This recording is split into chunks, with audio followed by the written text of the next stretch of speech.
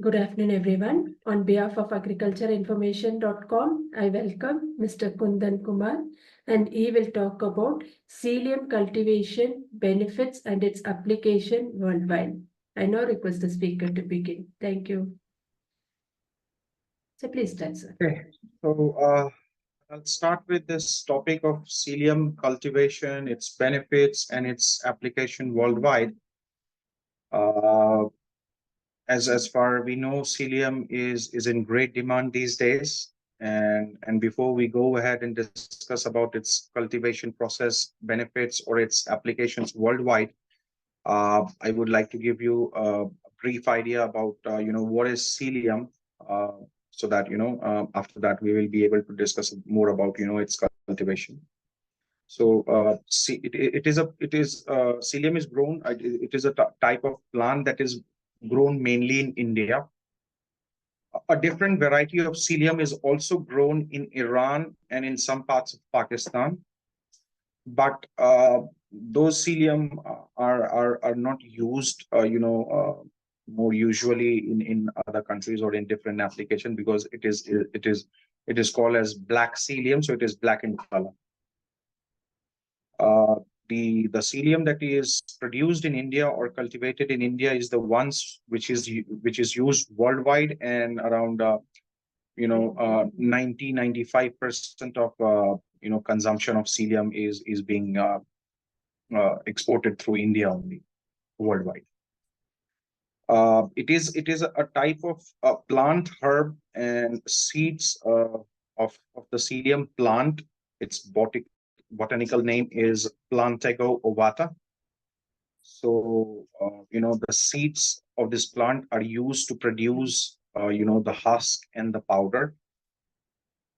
Psyllium is mainly grown in sandy soil, that drains well, and in a dry climate.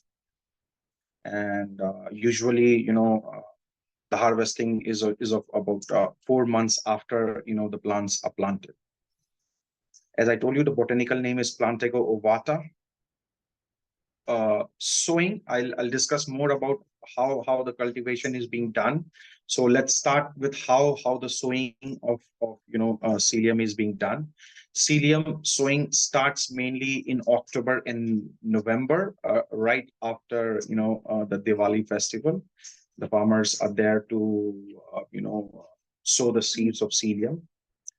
uh, Early sowing, because the most preferable time for sowing should be before second week of November. That's the primary time. Anyone sowing before 20 second week of November, that is called early sowing. It is always good, and it helps in better growth of the seeds, because any sowing that happens after 22nd of second week of November reduces the total growth period, and it also increases the risk of seed shattering during the pre-monsoon rains, and towards the seeds maturity. So the seeds might get scattered, especially before the harvest. There are some pre-monsoon rains which usually damage the seeds, which actually did happen last year in 2023. So I told you the ideal sowing time for psyllium should be before second week of November. Uh, After second week of November, if the sowing is done, it can also be noticed that the yield of the total crop might go down, even if there is no damage to the seeds due to the rains, but there can be drastic yield loss. uh, the next we will talk about the sowing methods of how this is being sown.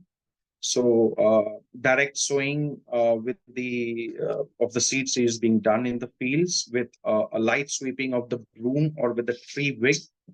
So that's how the sowing is being carried out, and it's while sweeping, it should be a one-way sweeping that helps in uniform germination.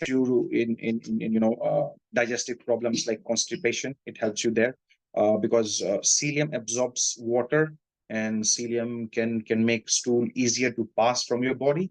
So that's helping helps in constipation as well. It can also help down lower your cholesterol levels, control your blood sugar levels. Having people having with diabetes. Uh, it is also, most of the people are also using psyllium in their diet for a proper weight loss plan, uh, because psyllium gives you, a proper digestion. So, when you consume psyllium, you're not feeling that, your body requires food every time. So it also helps in weight loss because it makes you, feel full every time when you consume psyllium.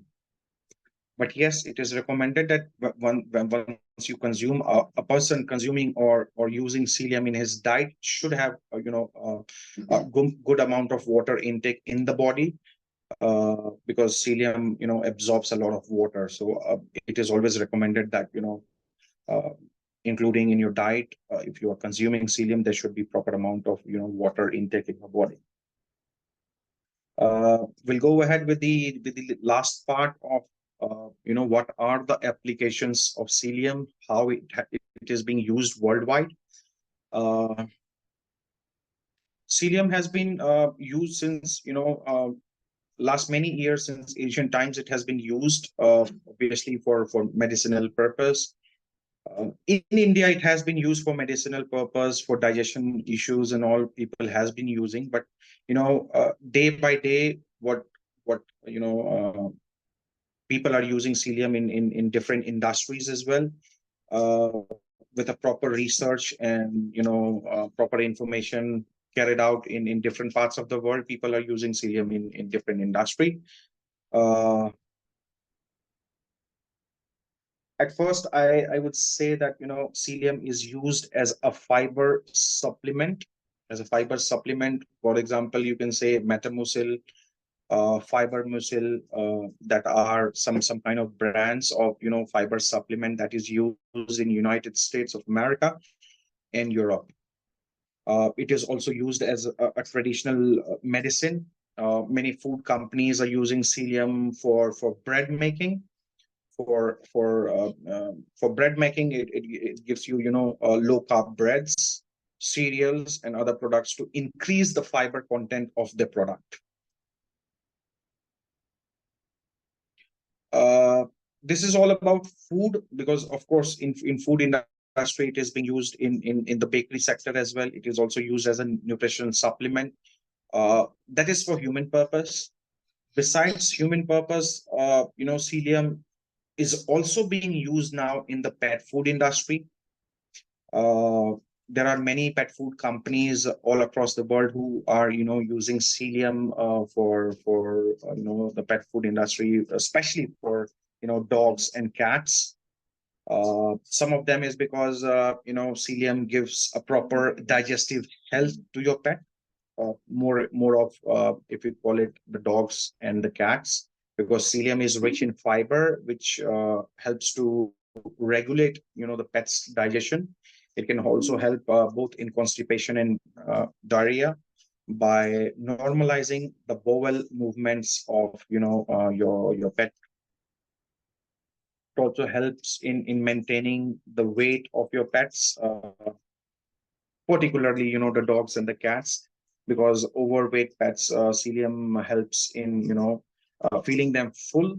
So once your pet consumes a food with psyllium, they might feel full, so they will eat less, and which will help them reduce their appetite and help them eat less, and resulting to a weight management.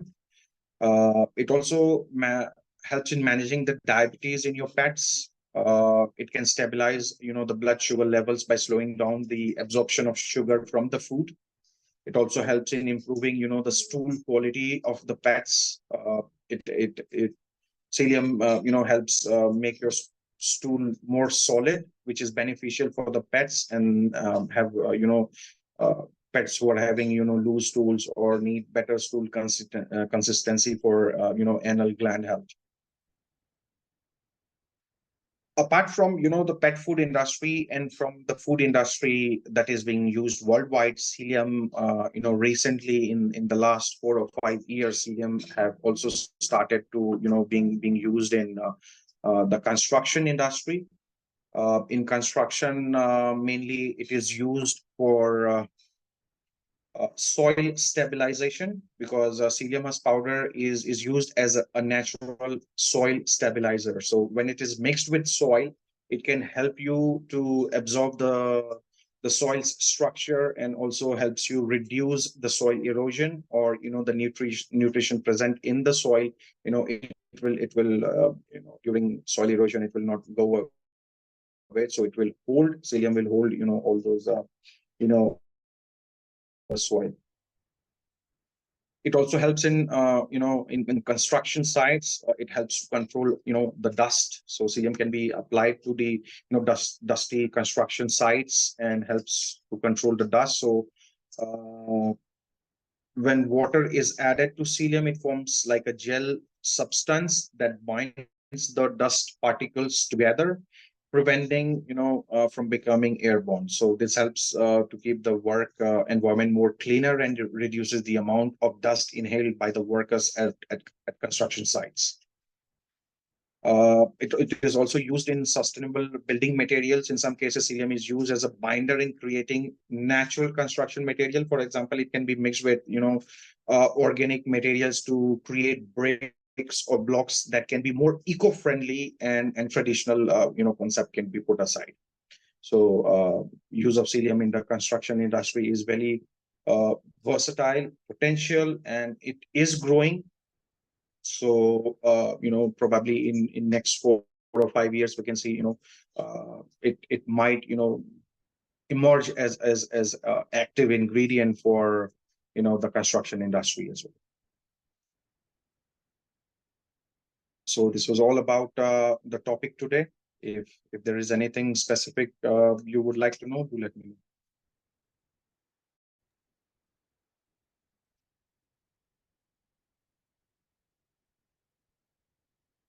Yes, sir. Thank you very much for your wonderful talk. I will take up the questions now. Can you come again, please? I'll take up the questions, sir. Okay. Sure. Sure.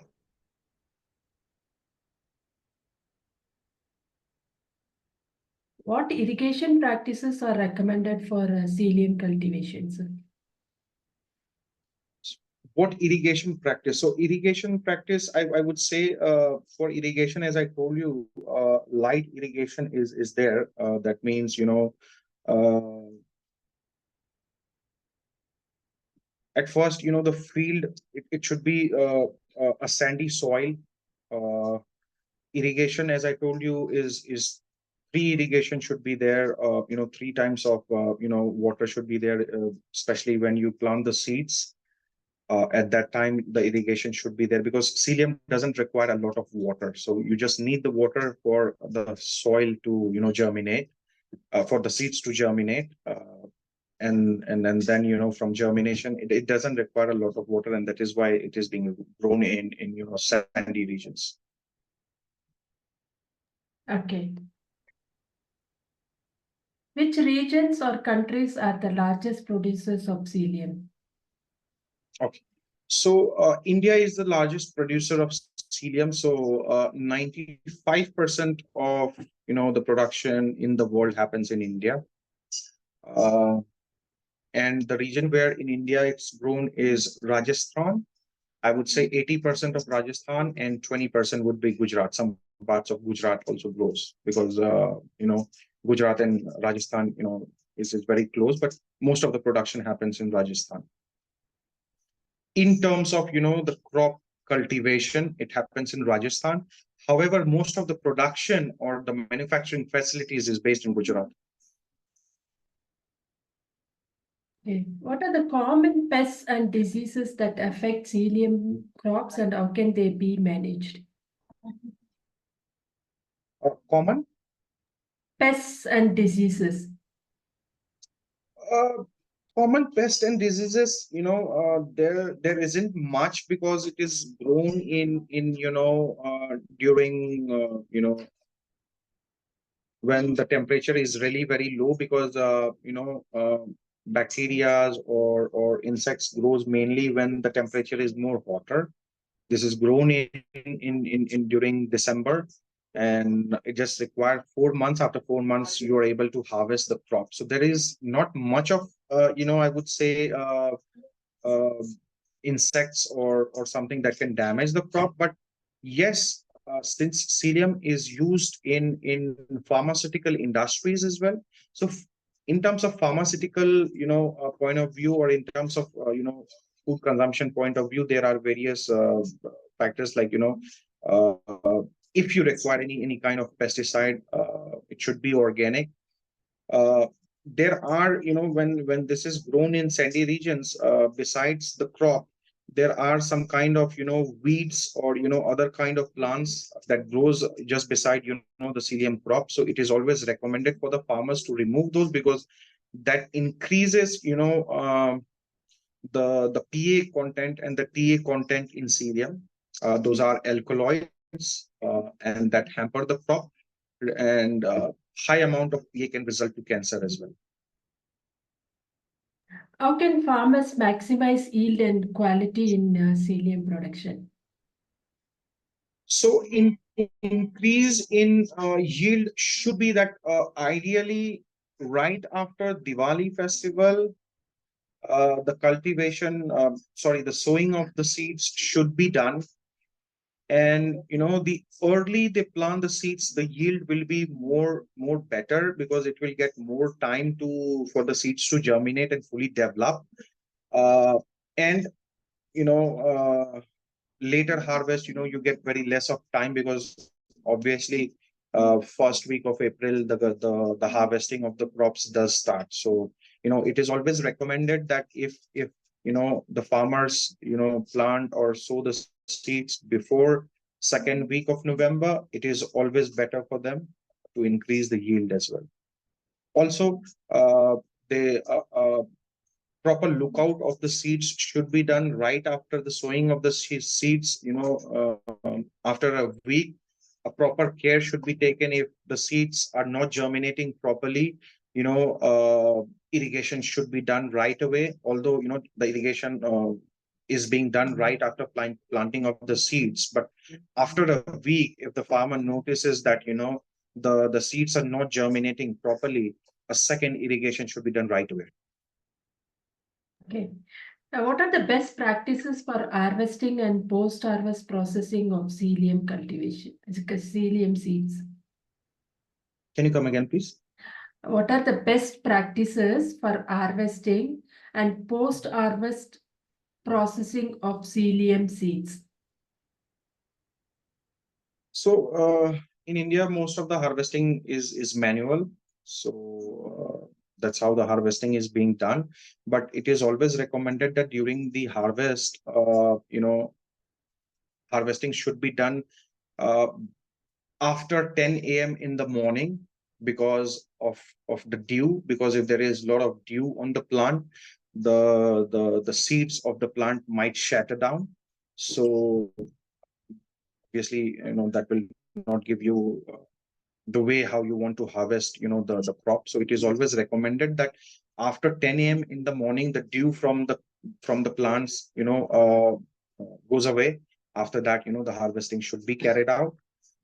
Post harvesting, I would say, post harvesting, everyone has a different perspective. So once the seeds are there, the raw materials are sold directly to the stockist, or to the mandis, or to some of the manufacturers of psyllium who are into processing of psyllium seeds, but most of the seeds goes to the mandis.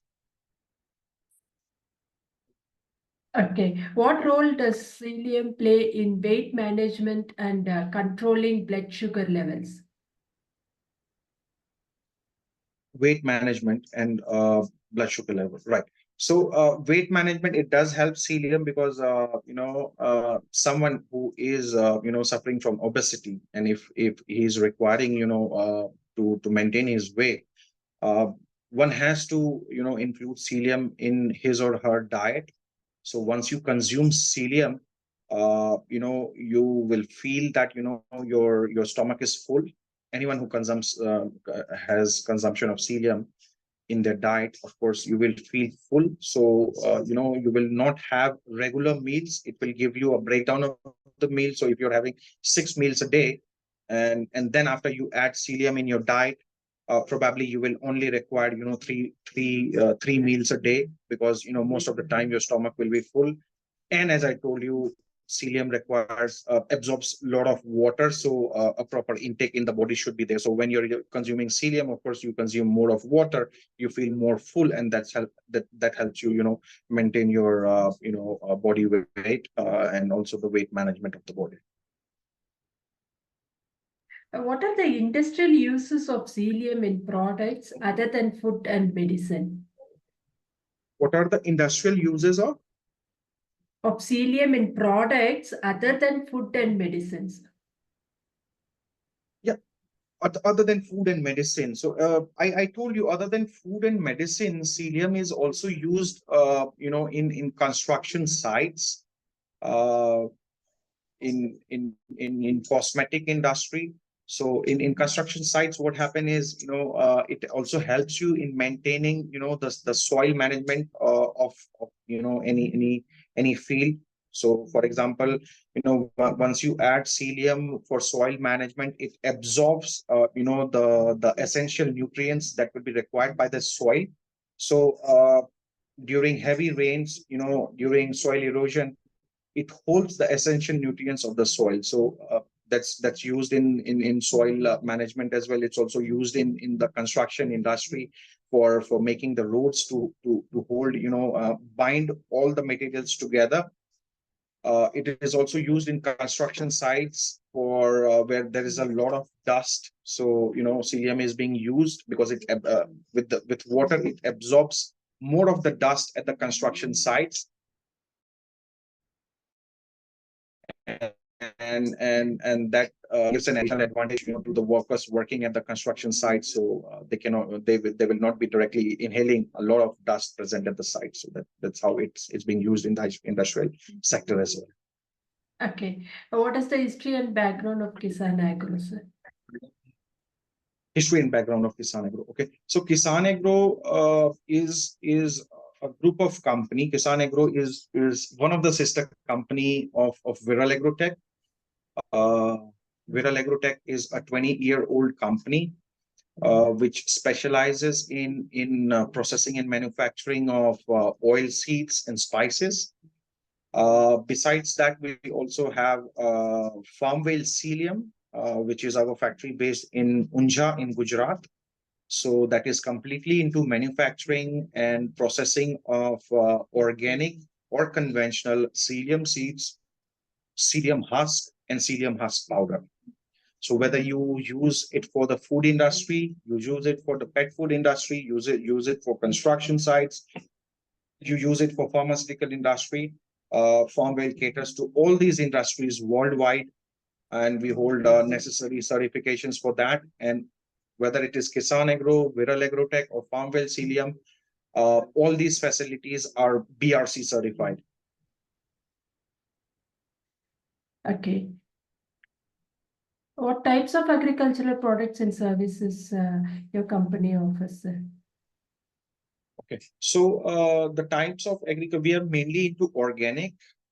We do because 60 to 70% of our business is organic. We also do conventional as well.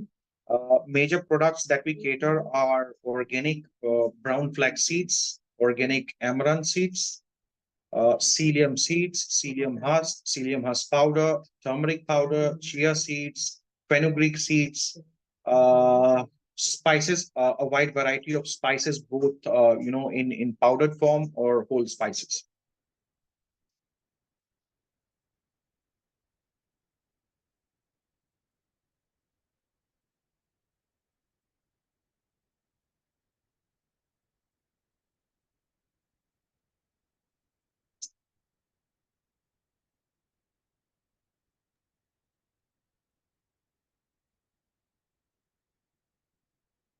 How does your company, like, 1 second, sir. What is the pricing strategy adopted by your company for its products and how does it remain competitive?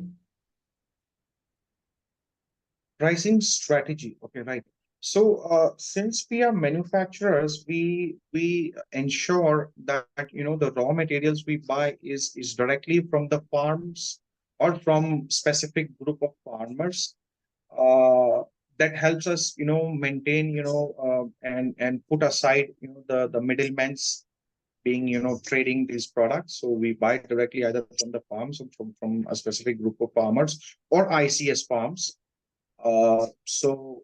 There we keep aside the middlemen. So we buy the raw materials, we bring it up directly to our factory, and as per our specification sheet and as per our quality parameters, we take the goods inside, we process it ourselves, and of course, we ensure that we put minimal profit from our side, because we know that until and unless our customer is successful and competitive in the market, we will not be able to grow.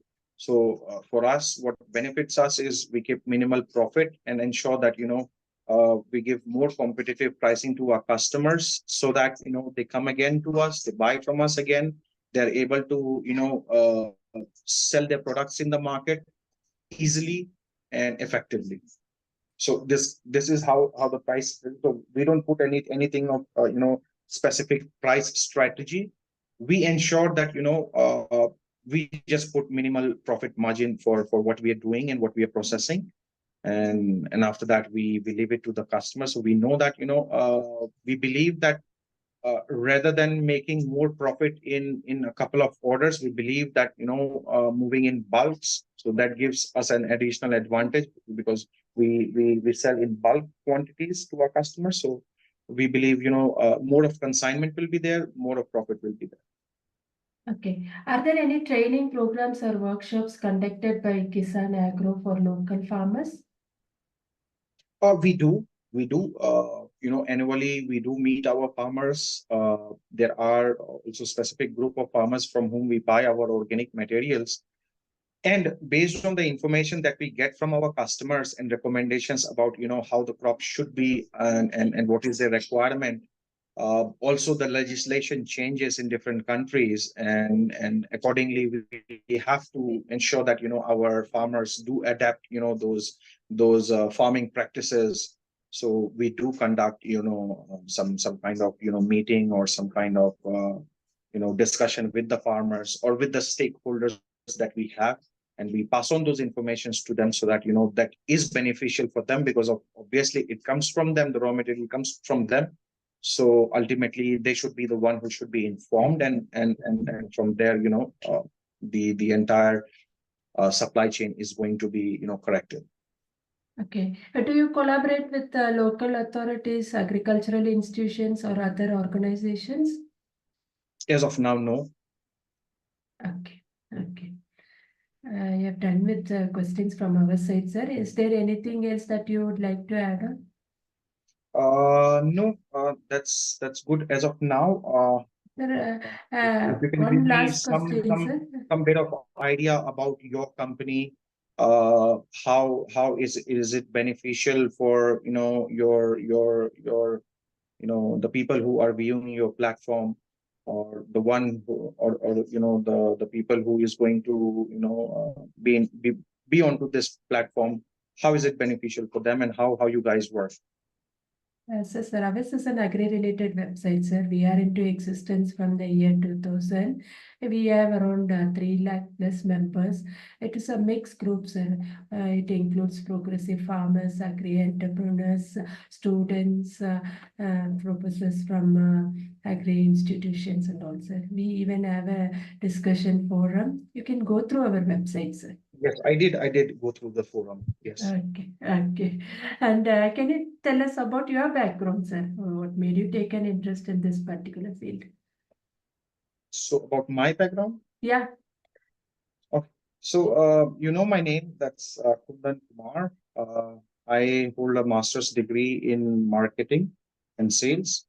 Uh, I am associated with this company for around more than 5 years now. I'm into business development and export of products to all across the world. My major specialization of the product is Psyllium products. Okay, that's very nice, sir. Thank you very much. We have now completed the round of questions. On behalf of agricultureinformation.com, we like to thank Mr. Kundan Kumar for the talk and for answering the questions. This meeting will now be closed. Thank you so much. You're most welcome, If sir. there is anything, I will be more than happy to assist you. Definitely, If sir. there's any question, Your contact details will be shared. Our members will establish contact with you. Okay. Thank you so much. Sir. Thank you. You're welcome.